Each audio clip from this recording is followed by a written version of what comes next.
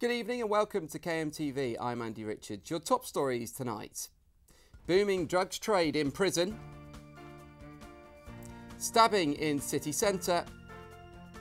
And rap star surprises youngsters. But first this evening, a Thanet teenager has appeared in court today after being accused of trolling the mother of murder victim Jamie Bolger on Twitter. The 2-year-old was tortured and killed by 2 children in Liverpool in 1993, but now Chloe Rebecca Cohen from Chichester Road in Ramsgate has been charged with causing alarm and distress to his mother by posting messages on social media. It's believed the case involves accounts set up in the name of one of Jamie's killers, John Venables. The Young Offenders Institute in Rochester has been condemned by inspectors today due to concerns about the drugs trade inside. Jem Collins has the details. Yes, while the report did say that the prison was generally well run and provided a safe environment, especially in a climate of drastic cuts to both staffing and resources, it did raise questions about the availability of illegal drugs to inmates. Inspectors said that those on the inside were able to get hold of drugs using smuggled in mobile phones, and that this was providing a lucrative business for dealers on the outside. They also said that this may have caused the death of one inmate and serious mental health problems for others, and that while there was a drugs recovery unit, this sometimes mixed up people who genuinely wanted to kick the habit and those who had no intention of doing so. It's now less than a month until Medway University Technical College opens its doors for the first time. Chris Price went to take a look behind the scenes.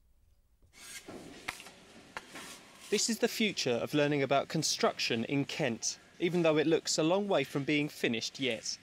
Final preparations are being made to Medway UTC, a new college set to transform education for 14 to 18s who want a career in construction or engineering. Contractors are working 6 days a week to get the £11 million building ready to welcome its first pupils on Monday, September the 7th. Although it looks like there's a lot to do, staff are confident everything will be ready on time. Although it seems like there's a lot to do, it's just finishing touches for each of our rooms. So 7th September we'll be open to welcome our students here on that first day of term. The principal showed us around the state-of-the-art rooms where students will be able to plug their laptops into wall-mounted TVs and work on dual-screen computers in classrooms. In the construction area, the ceiling has been left bare to show pupils what the inside of a building looks like. The site is part of a new wave of university technical colleges sweeping the nation, designed to fill the skills gap between today's school leavers and potential employers. There's a huge skills gap that everybody recognises in both engineering and construction and design. So what the employers are getting is they get to actually have a say in what young people are learning, so that when young people leave us, they've got the skills that that our employers want and that companies want. When you ask any company why get involved with the UTC, it's all because they see young people coming out of either school, college or university that are still not ready for the workplace, and they see the UTC as a route to be able to not only influence that, but be able to mentor young people.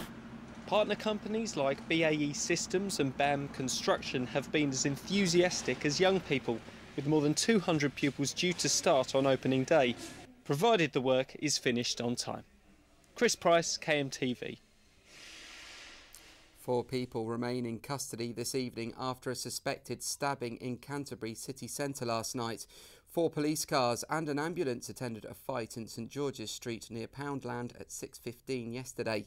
A 22-year-old from Dover is believed to have been stabbed, though his injuries are not thought to be serious. He's since been treated and arrested on suspicion of assault and affray, along with another 20-year-old man from the same town. A 16-year-old from Germany has also been arrested on suspicion of assault, and a 22-year-old from Dover on suspicion of affray. And finally, he might be better known for his rapping career, but that isn't what brought Tinie Tempah to Folkestone this week. Aidan Gregory has more. Not many people would ever expect to see a double Brit winner walking into their local youth group, But the lucky teens at the Folkestone Youth Project were given a big surprise when the musician Tinie Tempah walked through their door.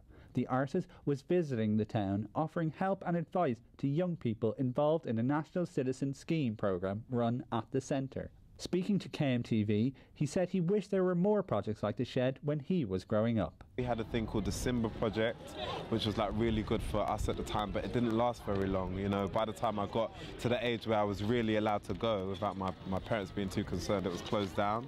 So I'm really happy to see projects like this going on, and I guess that's why the NCS is so good as well. If more people spend their time at the Shed, it is hoped it will keep their tempers tiny too. This is Aidan Gregory for KMTV. Well, that's it from us for another week at the KMTV studios. We'll be back after the bank holiday. Have a great weekend. Good night.